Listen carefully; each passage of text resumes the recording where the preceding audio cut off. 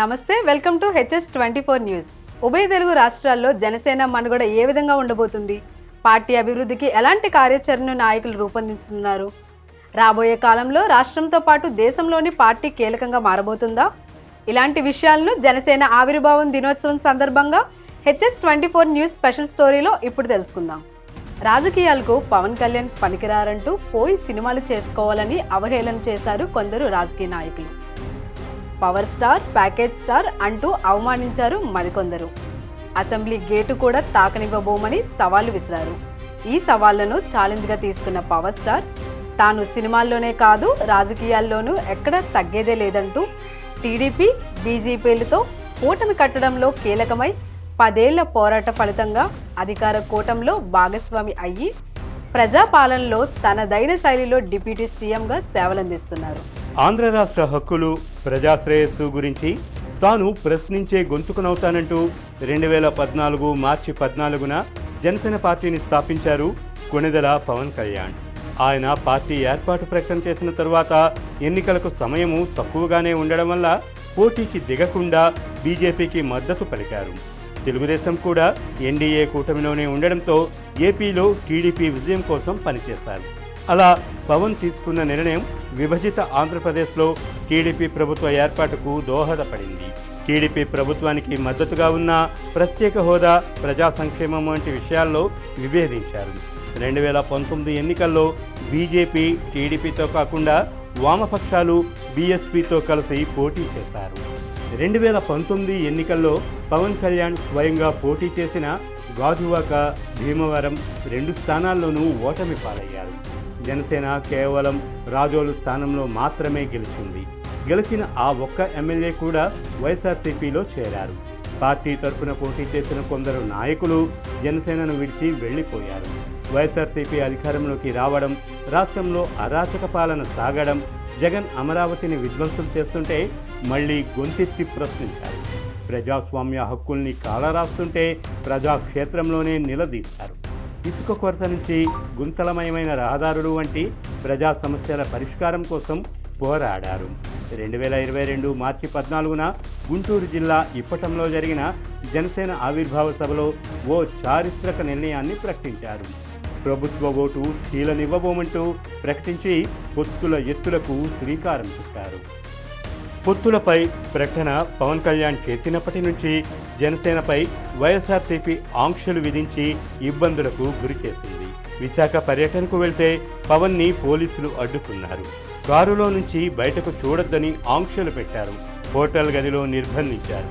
ఇవన్నీ జనసేనానిలో తీవ్ర అసహనం, ఆగ్రహం తెప్పించాయి. తన పర్యటనల కోసం పవన్ ప్రత్యేకంగా తయారు చేయించుకున్న వారాహి వాహనంపైన వైఎస్ఆర్సీపీ నేతలు విమర్శలు చేశారు. అదే వారాహి వాహనంపై 2023 మార్చి 14న మచిలీపట్నంలో నిర్వహించిన పార్టీ ఆవిర్భావ సభకు పవన్ వెళ్లారు. జన సైనికులు, వీర మహిళలు వారాహి యాత్రలో కదం తొక్కారు. జగన్ ప్రభుత్వాన్ని కూలగొడతానని పవన్ ఆ సభలో చేసిన శపథం జనసేన పార్టీ శ్రేణుల్లో నూతనోత్సాహాన్ని నింపింది. రాజకీయ వ్యూహాలతో పాటు రాష్ట్రాభివృద్ధి, ప్రజాశ్రేయస్సు గురించి ప్రణాళికలు వేశారు. పంథా మార్చుకొని వెంటనే బీజేపీతో జత కలిశారు. ఆ పార్టీతో కలిసి కొన్ని కార్యక్రమాలు చేశారు. చంద్రబాబు అరెస్టు సమయంలో అండగా నిలిచారు. రాజమహేంద్రవరం జైలులో చంద్రబాబుని కలిసి వచ్చాక టీడీపీతో పొత్తును ఖరారు చేస్తూ పవన్ ప్రకటన చేశారు. బీజేపీ పెద్దలను కూడా ఒప్పించి 2024 ఎన్నికల నాటికి టీడీపీ ఎన్డీఏలోకి రావడంలో పవన్ కళ్యాణ్ కీలకంగా వ్యవహరించారు. ఈ క్రమంలో పవన్పై వైఎస్ఆర్సీపీ వ్యక్తిగత విమర్శలతో విరుచుకుపడింది. ప్యాకేజీ స్టార్ అని చంద్రబాబుకు అమ్ముడు పోయారని ఆరోపించారు.